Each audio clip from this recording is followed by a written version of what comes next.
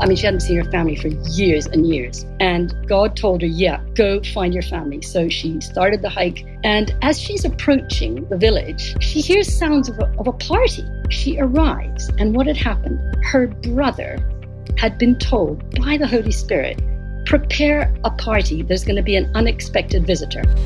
Well, hello everybody. Welcome to Inspired with Simon Gilbo. I'm very excited this week because we've got a real character.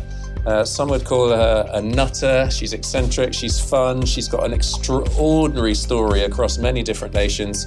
Her name is Alli Mbabazi Blair. Welcome, Alli. Thank you, sir. It's so really good to have you. It really is.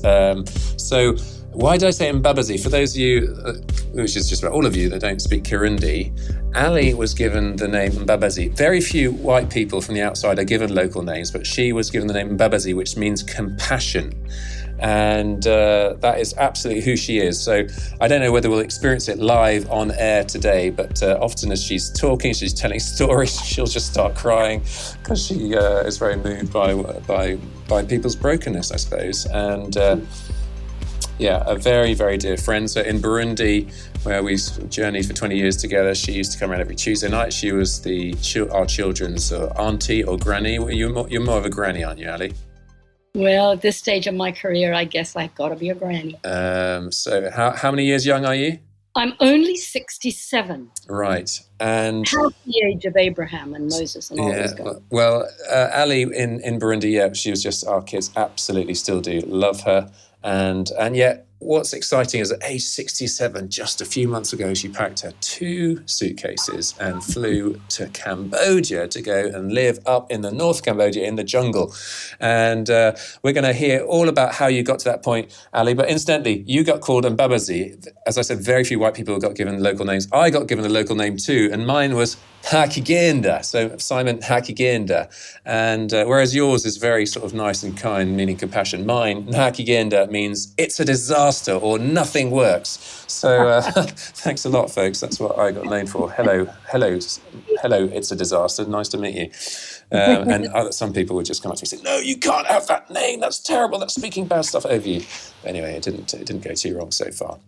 Anyway, let's get into the meat proper. So Alli, we go back a long way, 23, 24 years. Let's go back. So, where were you born? Give us a bit of early years stories. Yeah, well, I popped out actually in England of Canadian parents. So my whole childhood was between Canada and England. And when we were in England, we were fed with stories of Canada. And when I say Canada, I mean the dissident part, basically, Quebec. So Quebec is 1% Anglophone, and so I was part of that, but of course grew up hearing French all around.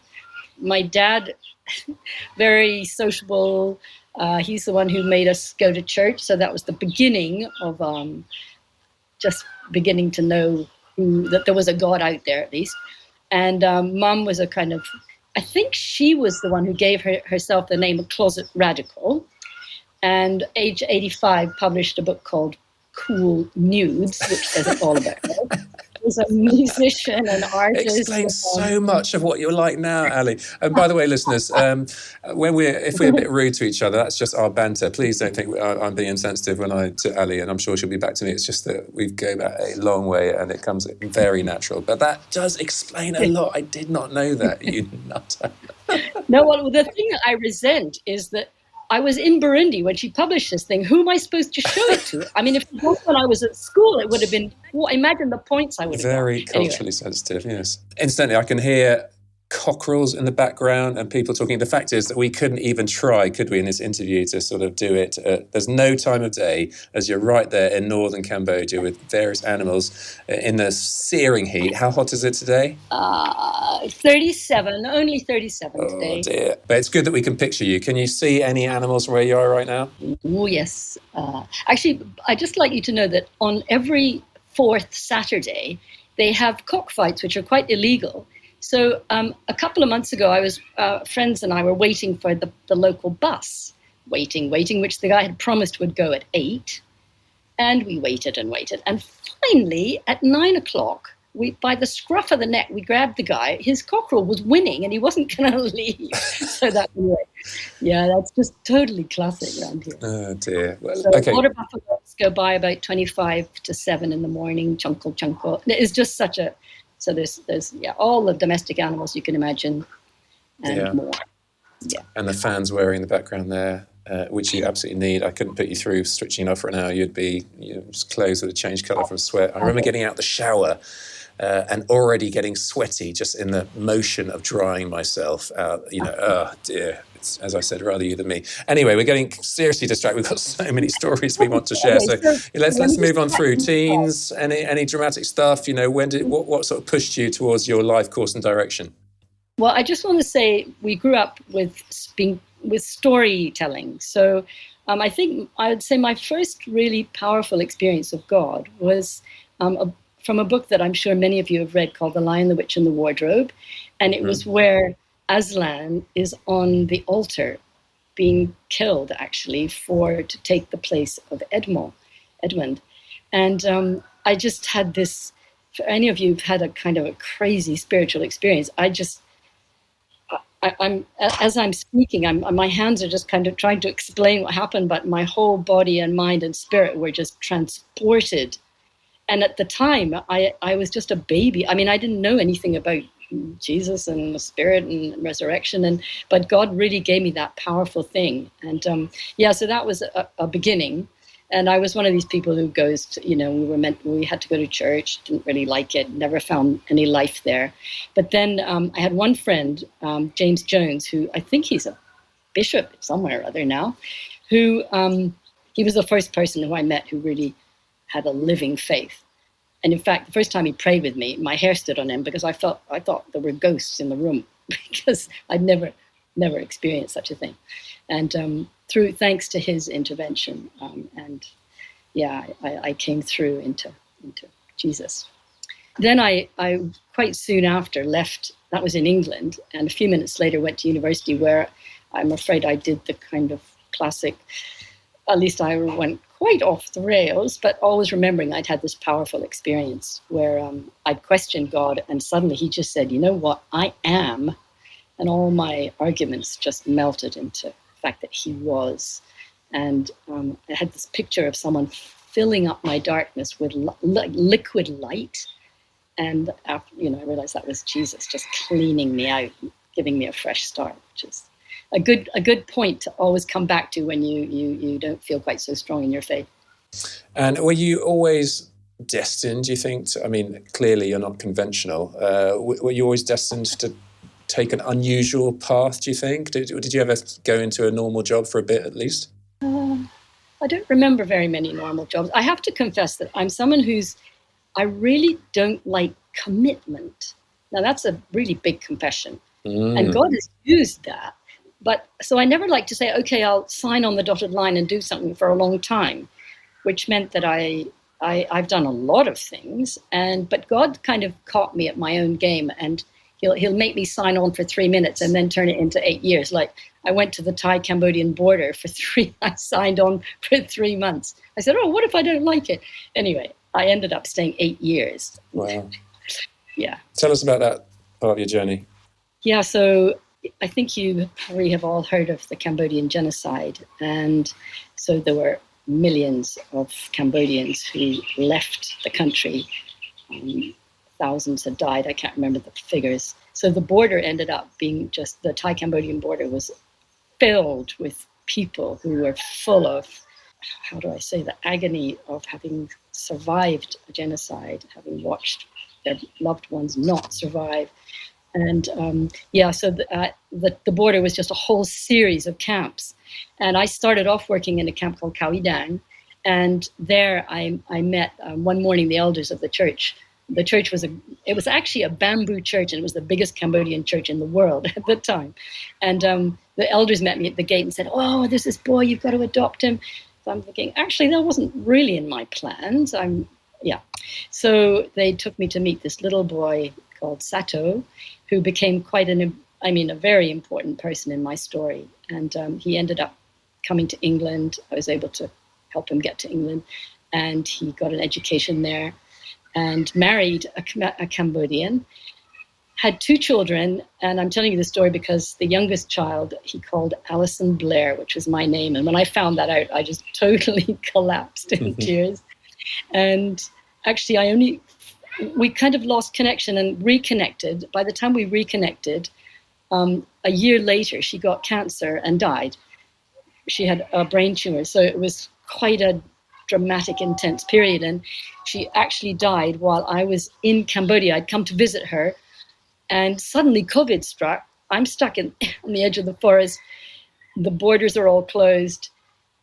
No planes out. No way to go and visit the little one I'd come all the way to see. And yeah, so but actually God used that to bring me to work with a minority tribe in the far northeast, a minority group called the Kavet.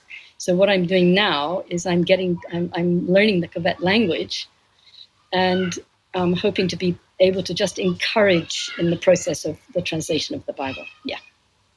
Wow. Sorry, that was a long sentence. No, it's good. And again, I'm just picturing, we'll have all sorts of ages of listeners, but, most people, I don't think most people's highest aspiration is to arrive safely at death, but most people that follow a more conventional route, are quite looking forward to retiring and maybe either playing golf or bridge or tending the garden. There's nothing wrong with those things, but I love the fact that you are at retirement age, but you are just embracing this whole new adventure. And I really want to be like you. So I want people to challenge me when I'm 67. Come on, Simon, why not take on a whole new country, a whole new adventure? And so that's a real challenge and honestly an inspiration, Alli. It's really is. Honestly, I absolutely love it. I mean, God's given me a huge love for the people, for the place, I won't say the food, but for the food. And it's also a place where there's obviously, if you like talking about Jesus, there's a lot of occasions to do it. Yeah. So you had 13-ish years with the Cambodia connection. Before we just move on to why you left, we had all sorts of pets in Burundi, crazy pets. There were crocodiles down the road that we could go and play with, literally. We could go and shake their tail, get in a cage with them, snakes and all sorts. You did have one chunky snake, didn't you? Tell us a bit about that one. Yeah, well, one day I was just going to have my omelette in a little bamboo hut by Khao Dang, actually, just across the road from Khao Dang, any guys who know it. And there in the corner, it's just a tiny place. It has like 3 bamboo tables. And there's this sack in the corner. I said, okay, so what's this? And they said, oh, well, we got this bonus of a whole bunch of boa constrictor steaks coming up. I said, no way. So I bargained, bought the thing for, I think it was 500 baht. Which is? And, honestly, I don't remember, Simon. You'll have to do the maths. Like a fiver or something? Oh, no, it was a bit more than that. Seriously. Anyway, it was a serious contribution to a snake's life, I felt. So I got my guys to build him a big cage, because they like big cages, because they're big. It was 4 meters long, and he was absolutely gorgeous. And I don't know if you know this, but this is really important information to people. A boa constrictor, when he's happy, his pattern, he has like diamonds, they're kind of relaxed. But when he's mad or upset, they go into tight lines, sharp lines. So next time you're hanging out with a boa constrictor, you want to know what his mood is. So I called him Tiglath-Pileser, the squeezer. And we had a very happy relationship. But then people kept poking him through the cage. So I decided, by the way, it's biblical. So anyways, I felt sorry for him because people would poke him when I wasn't there. And so I decided to let him go ceremonially. So we took him to a national park, put a pink ribbon around his neck, and blessed his departure into the forest. Oh, and he was duly someone's state the next morning, do you think, or what? No, he lived happily ever after. Okay, yeah, we choose to believe that. Wonderful. So goodbye, Cambodia, and hello, Rwanda. Did you literally fly straight across? This is 1994 now, isn't it? Yeah. So I flew, it's not exactly straight enough, hung a left, and got to the airport in Kampala, where I'd been told somebody would pick me up and take me to Kigali. Nobody there. So finally, I hitched a ride in a taxi. I just have to say, my favorite thing about the taxi ride was every time I asked the driver, what kind of bird is that? He said, it's a crow. And I'm not the brightest in the universe, but I did notice that they were not Anyway, it was really funny. So I'm getting closer and closer to the Rwandan border, and I'm knowing that there's just been a genocide, and it's getting tense. I even love it the way you just say, you hitched a ride in a taxi because no one showed up. Because people, you say Kampala, no one, unless you've been to Africa, would understand it. So Kampala is the capital of Uganda, and Rwanda, that's probably a 7-hour, in those days, bad road, 8-9 hour ride to the border. So you just catched a quick taxi ride to the border. Carry on. The next day, actually. And and then as I crossed the border, bracing myself for the first bodies and everything that I was imagining, I saw these little tiny people in rags, barefoot, coming out from behind trees and waving at me and saying "Komera," which means, also in Kirundi, it means courage. And I completely fell to pieces, saying, these little people have survived a genocide. They're seeing me arriving with all my resources, and they're saying, be brave, courage. So what a way to start. It was. So I spent 3.5 years actually in Rwanda, and saw things I had hoped never to see. But as God had promised, each time I came to a place where I had to do something in a million years I knew I couldn't, he just was beside me. So I'm just, we lived a lot of things together there. And that was with World Vision, wasn't it? And with children. And I remember you telling one time about these children sort of confessing to adultery, which just didn't make sense at all.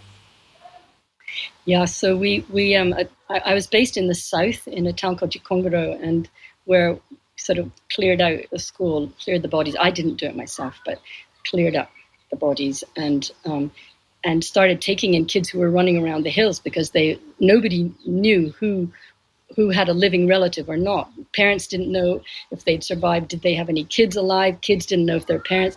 So my job was to look after the kids and then try and find a living relative. And one day a couple of the kids were confessing adultery, and we're thinking, excuse me, but when you're 10 years old, this doesn't seem, anyway, it's just so awful. On top of everything they'd been through, it turned out that somebody I had hired, was abusing the boys. And we eventually got him locked up, which was quite hard to do. And the next day, because he had an uncle in power, the next day he was out. Yeah, so just, layer of horror upon horror, if you could imagine such a thing. Yeah, and it makes you so angry, doesn't it? Those injustices that are just so commonplace, and impunity and people getting away with stuff. Anyways. Yeah. I tell you, that is the thing that tests your faith more than anything almost, is just having to face that and having to trust God. Not that you sit there and do nothing, but trusting that God is going to bring. I mean, one of the verses that I took with me to Africa was, God is close to the brokenhearted. And if you think about it, if you want to hang out with God, hang out with the brokenhearted, because he is right there. Yeah. So just we can trust him in everything, and I just saw some amazing redemptive stories. Yeah. So I know you were meant to. It was another one of those in inverted commas 3-month things, like it had been in Cambodia. You meant to come just at 3 months to Rwanda and then head back to Cambodia, but those 3 months became 3 years, and then Rwanda's loss was Burundi and my gain. So why did you come to Burundi? Yeah, so I won't say I finished, but I did leave Rwanda and ended up going back to. Wait a minute, I got my countries right here. So I went back to Cambodia. I got a job which was for 6 months, living in an isolated village. My water was a treadle pump well. I lived in a classic little house on stilts, flooded twice a year. So part of the time I was going around by boat, part of the time I was going. Anyway, all of a sudden there's a coup d'etat. And all of a sudden, so the most poignant thing of all was that every Cambodian immediately switched back to 75, which was when the genocide had started, and all the films in their wounded beings were shot up to the surface, and they were just bracing themselves, and the trauma came back. And I was asked to take over the organization. I was with actually World Concern, and because my boss was an American, he had to leave, had to evacuate. So I had I don't know how many hour, like a 6-hour motorbike journey to get to the capital. And so I was just, the reason I'm telling you this is that halfway there, suddenly I just heard a really clear voice from God saying, don't be afraid until you need to be afraid. So as you know, someone sticks a gun to your head. That's a really smart time to be afraid. But it's not smart to be afraid when you're just imagining stuff that 9 times out of 10 won't happen. And the devil loves to do that to us. It's going to be like this. There's going to be bodies everywhere. You're probably going to get... No, don't do it. So that was actually a really important... Yes. Dodging a pig in a puddle. That applies to anywhere in the world, doesn't it? I mean, so many people live shackled by fear, and there's no point. Yeah. So, yes, so I just really recommend that little revelation to all of us. Yeah, as you said, just it works in a lot of different, it served me well when I came back to Burundi. So, yeah, so I was there, and then I ended up being evacuated, medevaced out, because I'd gone up to the north to visit the tribal area and had foolishly accepted an offer by a village chief.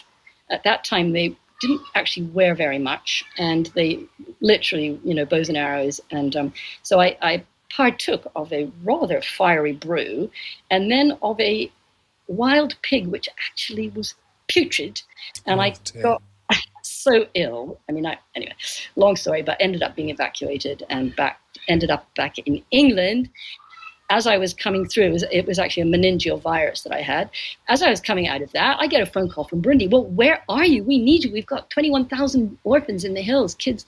So I said, well, if you'll take us a semi-lucid creature, I'll come. So, yeah, so that was in 1998, March the 4th, I arrived in Burundi. Praise God. So you're March the 4th, 1998. I'm January the 20th, 1999. I meet you and think, who is this lady? But, everyone, I remember bringing up my Scripture Union team and we were broke. We had no money, and you let us all crash in your house. I set up my tent in your living room as my mosquito net. And I remember I was on my motorbike one time and riding back to the capital. I didn't have enough petrol, and you came back by an hour later, and we had a discussion. I said, I'll take my chances, you carry on. And it was just, they were crazy days, because that was the most dangerous road in the world. We too, white people in the country, we were the 2 most likely people to get killed, because, you actually worked for World Vision. You were meant to be sensible. You even had rules about being sensible, but you disobeyed them all flagrantly, and always drove, scooping up half-dead people on the road, all that sort of stuff. And I actually didn't have any of those rules. Such fond memories in general. So very early days, you told me about this guy called Freddie, Uize Freddie, and we ended up having quite a journey. So tell us a bit about him. Yeah, well, so I used to work in 4 provinces, and the most northern province was Kayanza, which bordered on Rwanda.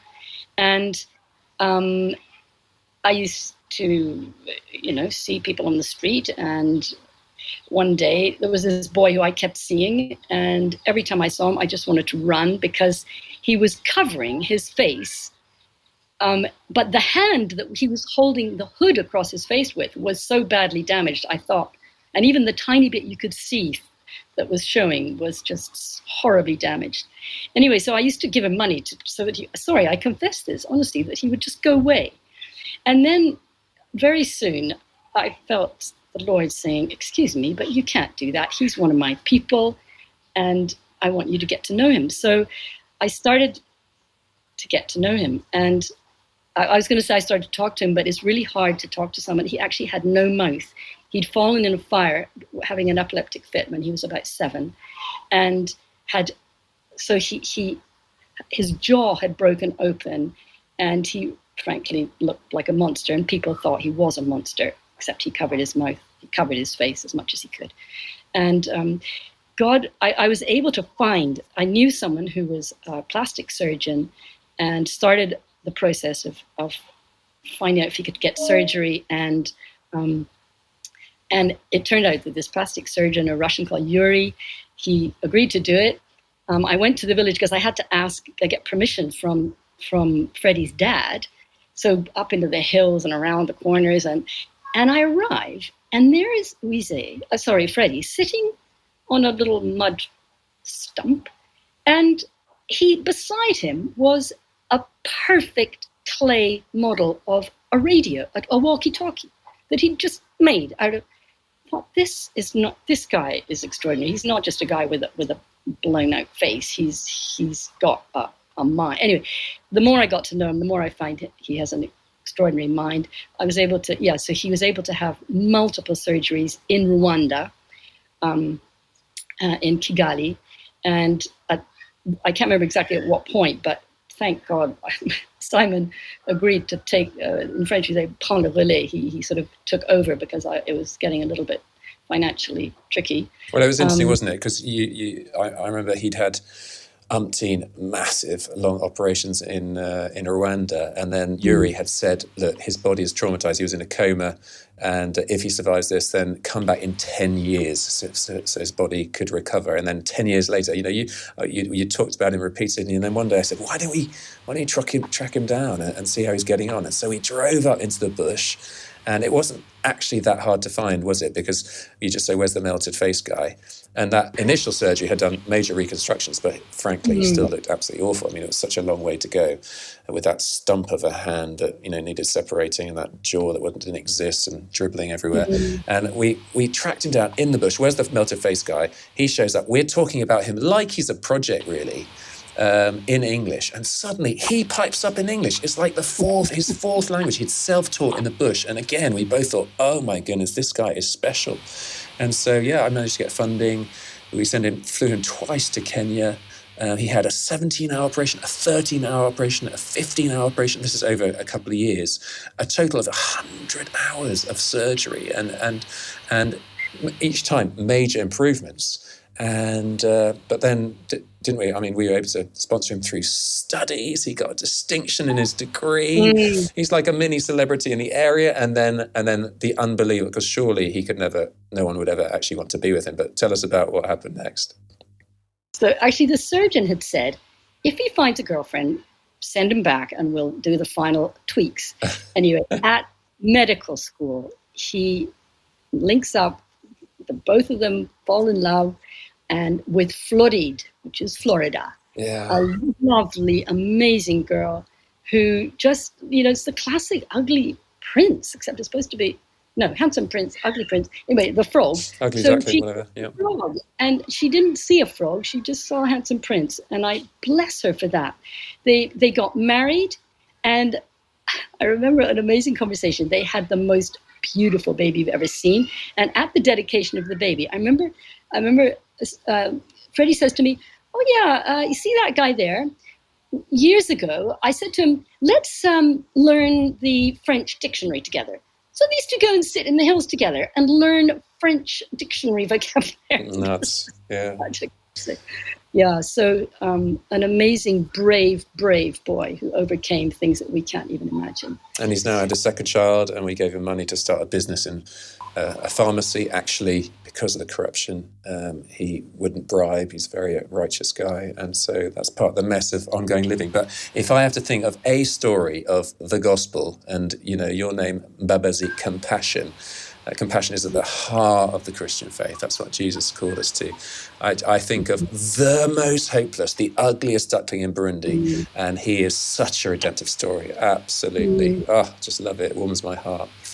Now, you started all sorts of initiatives, but the one that really sticks to mind, which is certainly your latter sort of decade, wasn't it, was Bravo Ministries. But actually, even that came out of working with child soldier demobilization, and prostitutes, getting them out of those two, less than the best trades. All those young boys had raped and killed, and you managed to get them sort of reintegrated as mechanics in different garages. And the girls, obviously, no one wants to be a prostitute, do they? But tell us about, I love the story of Ange, French for angel. Fabulous. Oh, well, most of our the ladies that we chose were really at the bottom of the line. And I say bottom of the line, they would get like, how much is 3,000 francs? Yeah, like a quid. Like a quid, and that is without using a condom, because the client would pay more for a condom. So, of course, anyway, there was Ange was one of our unusual girls who'd been. Her customers were UN, so they were high up the scale, and she was an extraordinary lady. She was really a lady of dignity. She came to us, and of course, laden with makeup and fancy clothes, the usual stuff. And she just, every morning from 8 to 9, we would always share the gospel. And I mean, we would just share stories and sing and dance, whatever our mood was. And as the days went by, the makeup was less heavy. And one day she just said, you know what? I want to receive Jesus, and I want to spend a weekend praying, because I want to go and tell my family that my life is completely transformed. And I don't even know, I mean, she hadn't seen her family for years and years. And so we gave her permission to, it was in a pretty rough quarter where we worked. But so she spent a weekend, she brought her bag of clothes, that was her business clothes, and she burned them. And God told her, yeah, go find your family. So she started the hike. We gave her time off, started the hike up into the hills. And as she's approaching the village, she hears sounds of a party. Oh, fine. And of course, you know how it echoes. Anyone who's been in like Rwanda or Burundi, it's an extraordinary thing. It's like you see a film of the future. You look across the hills and you can see a community far off, and you can hear things across the valley. Anyway, she hears music. She arrives, and what had happened? Her brother had been told by the Holy Spirit, prepare a party. There's going to be an unexpected visitor. Wow. Just do it. They did it. And many of the family members have been converted in the meantime, while God had been working in her. So here she arrives in a party prepared with, they're not that wealthy, and it was prepared for her. So, of course, it was incredibly moving. Everybody just cracks up with joy, hug each other, swap stories, encourage each other about the power of God. And so it was just, that has cheered so many people. And one thing I particularly like about it is sometimes we hesitate and we think, oh, what will they think about our change?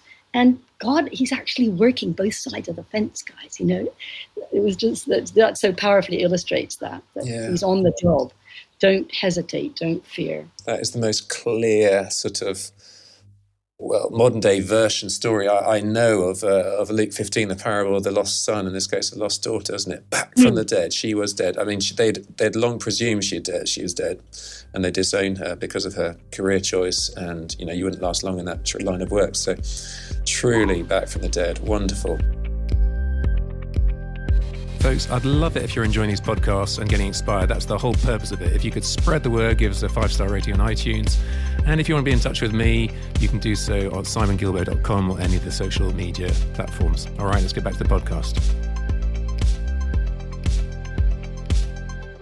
So I'm just thinking, you did a few forays into the Congo. Any interesting tales from that time? I got involved with a project called Burundi Leadership Training Program, so the war was still rather raging, and it was basically a peace. It was to bring the alienated sides together, get them to sit down together. And if anyone's ever been in a conflict zone, that's totally impossible, because if A hears that B is going to even be anywhere near, he's not going to show up. So it was a very brilliant program prepared by a guy called Howard Walpe, who was an ambassador who knew all the heads of state in Africa. He was based at the Woodrow Wilson International Center in the States. Anyway, so this is actually quite a pucker job for you. This is you being a bit more sensible. I was actually earning money. Yeah, well, not huge. Anyway, so it was a real proper job. I was a real grown-up. And actually, there's a story related to that. Maybe if I'm allowed to tell it after. So we brought together people, and at the beginning, half the people we were dealing with had armed guards with them because they were so unpopular, to put it mildly, which didn't lend itself to a very relaxed exchange. But gradually we managed to persuade with the beer, actually get the armed guards out of the room so that we could actually exchange with a slightly more relaxed atmosphere. And some amazing things happened. And it was quite successful. I could tell a billion stories, but so that we were asked actually to go to Congo and work with some of the leaders there. You might look at the history of Congo since and think, oh my goodness, we don't see very many signs, but there was some powerful work done in that period. A lot of it a little bit secret. In fact, one day it was quite funny because we were working with all the army. So we had the army chief of staff and we had the head of the armed resistance groups and everybody. And we all drove up to Gitega, and the media saw and they said, oh my goodness, there's going to be a coup d'etat. We've got all this thing happening. People didn't quite know how to read it. But I just have to tell you, can I tell you one story from Congo? This is totally apolitical. So we were dealing with, we were trying to get help integration of the army, because there were all sorts of different groups who needed to be working side by side and were actually shooting each other. So I'm interpreting, and to eat a meal while you're interpreting, just try it, guys. It is really hard because person A speaks and you have to translate, and then he starts eating while the other person B answers that you have to. So I was given a miraculous time to have lunch by myself. So I go and sit at this table. There's only one other guy. I say, so, hi, can I sit here? Oh, yeah. And who are you with? Oh, I'm with the Mai Mai. So I said, oh, well, there's, dozens of, which group of the Mai Mai? He says, oh, I'm with the Kafufu. Oh, so how are they different? What makes you distinctive? So he goes, well, we fight naked. So I go, as anyone who knows me, it's very rare that I'm lost for words. I swear I didn't say another word for the rest of the meal. And I was thinking, eating my goat and thinking, do you know what? Maybe if the whole world was required to fight naked, there'd be fewer wars. So think about it. This could be a whole conflict resolution tool. I think you should take that to the UN. Come on. Exactly. This could be a really good outworking from these podcasts. I think we could do a whole podcast. I mean, that was really meaty, beautiful, sort of undercover, sort of behind the scenes diplomatic work, which would warrant a podcast by itself. I'm sure there's loads of stories that you actually aren't allowed to tell. We're really running out of time.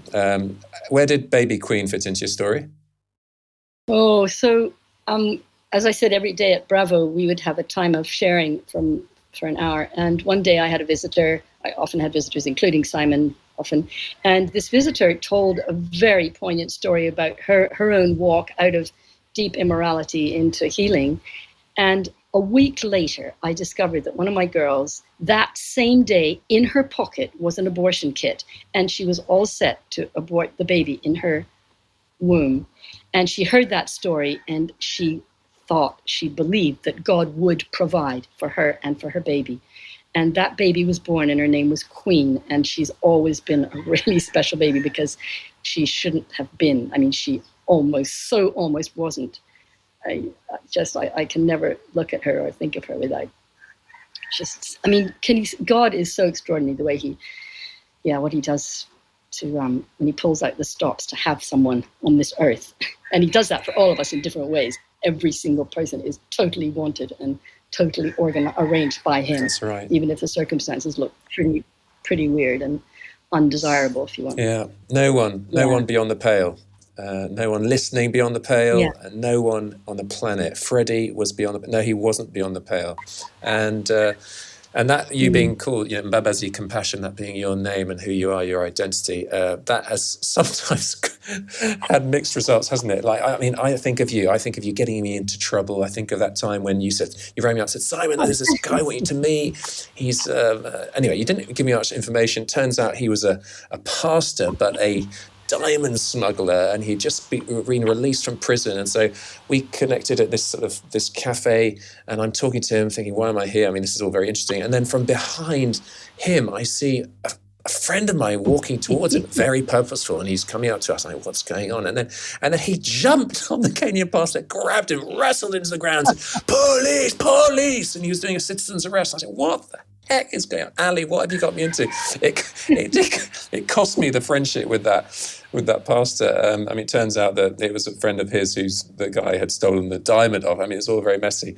And then you got me visiting in prison. You got me visiting a guy on death row, and that went a bit sort of pear-shaped. But it never a dull moment with you. Prison stuff, anything as we come into land? Any stories you want to share from Himba prison? Well, just a quickie. I could tell you 8 billion, but just one day. So there's a bit of a coup d'etat going on. I think it was 2015. And of course, nobody's visiting the prison because no one's going anywhere. Everyone is just trying to keep their head down from the bullets. And I get a call from the prison from actually a phone I smuggled in myself, so serves me right. Shh, don't tell. And the guy says, we need charcoal. I thought, oh, well, that's too bad. There's a war zone all around the prison. Well, bring us charcoal. There's a major war going. I'd have to go through, past a whole, just bring us charcoal. There's people starving in prison. Okay, load up the truck with charcoal. Drive, honestly, the gauntlet through a war zone. And I get there, I'm shaking, I'm praising God. Well, I'm saying that. I was probably just shaking more than praising, but I was just very grateful to be alive. Delivered the charcoal, had a long chat, particularly long, because I wasn't really excited about leaving and going back through the war zone. Anyway, just to cut, my stories are all long, just a long story short, I drive back, and about probably a year later, I find that one of the girls I'm training in sewing was actually there shooting at the time that I was driving through. Anyway, so it was perfectly fine, and God protected me. And yeah, we could talk, and sometimes people exaggerate, but I think you could easily fill 10 podcasts of just riveting stories, because I know we're not covering a whole load of stuff, which is frustrating to me. I don't want people to miss out on some sort of real Alli pearls of wisdom that have come through. We talk some funny stories, but some really tough times as well. And I guess also, as we've shared these stories, people, they're undeniably fascinating, but they're so far removed from most listeners' realities. I wonder if, what sort of stuff would you want to convey from lessons learned and the faithfulness of God? Just take it away for the last few minutes on that level. Ooh, obviously, the fact I've reached 67 after living in quite a few war zones means he's pretty faithful. You know what? I think one of the best things about him is he's a now God. He's not a then God. He's not I've got to whip up something. I've got to be something different or do something. Like right now, whoever you are, whatever you're doing, he's right there for you. He's right there for us. And our whole lives are actually a series of nows. And what the devil tries to do is say, oh, you're never going to pull out of, oh, you'll never be good enough, or, oh. And he tries to block the simple fact that actually it's just about, it's you and God and now. And if we like stretch out to him for each now, we'll suddenly find, whoa, actually, yeah, there he is. He did come through for me, and I can do it with him. And that's a pretty kindergarten thing to say, but I think sometimes we try and be so PhD that we forget the kindergarten, and we panic our way out of faith. But I read something the other day in a Bill Bryson book, and it said, an average-sized adult will contain no less than, it's a certain number, 7 times 10 to the power of 18 joules. A joule is an energy measure of potential energy, enough to explode with the force of 30 very large hydrogen bombs. That is actually who you are. And for those of you who have received Christ, Christ is in us. The God creator of the universe is in Christ. And if you don't like holy stuff, go for the science. 30 large hydrogen bombs, that is we have the most extraordinary potential. So please, lovely people, just say, Lord, or power that I don't quite get yet, reveal who I am as well as who you are. I think maybe that's what I'd say. Wow, Ali, that is a good, serious note to end on, a profound moment to end on. And now all of us, we leave you, we picture you with those silly cockerels squawking away, and with a fan whirring and a sweaty humidity in the north of Thailand, of Cambodia, and with your imminent move, COVID permitting, into the actual jungle, into a house that will be built for you just on slats, and just for a couple of £100 again. I mean, it's just such a different life. We live on such a different world, and yet you're just trying to bring hope and light and be part of that translation work to be able to give access to this precious but underprivileged, rejected bunch of Kavet people group access to the good news in Jesus. So I find it very challenging, very humbling. So we wish you God's blessing in that. I just want to add something about our friendship. One of the sweet things about it was I was able to do sort of subversive babysitting quite regularly. And on one subversive babysitting evening, I picked out a book by Dallas Willard called Divine Conspiracy. And there was a sentence from that I just grabbed, and it said, "The full price for the full power." And of course, that's what Jesus did. And I'm not saying we're Jesus, but I just want to say, when I hear that sentence, it challenges me. And I think of Simon, because if you want to really be walking and bearing fruit, there is a price to pay. So I just throw that at anyone to just maybe meditate on it, the full price for the full power. And thank you, Simon, because you have challenged me so often, sometimes making me a bit depressed that I'm not a Simon, but God, one is more than enough to cope with. So yeah, just wanted to add that. Thank you. Thanks, Ali. Appreciate that. Guys, if any of you want to be in touch with Ali to encourage her, you could write to me. simongilbo.com is my various social media platforms. You could get in touch. If you've enjoyed today, which I presume you have, it's been superb, then I'd love it if you subscribe to our podcast that's Inspired with Simon Gilbert. I'd love it if you gave us a 5-star review on iTunes. That'll all be helpful. Be in touch if you like. Next week, we've got another stunning visitor. I'm loving sharing my friends with you. So see you next week. And in the meantime, goodbye from Ali. Thank you, dear Simon. Really precious friendship and a powerful friendship. Really bless you. Yeah, and goodbye from me, everybody. Toodaloo.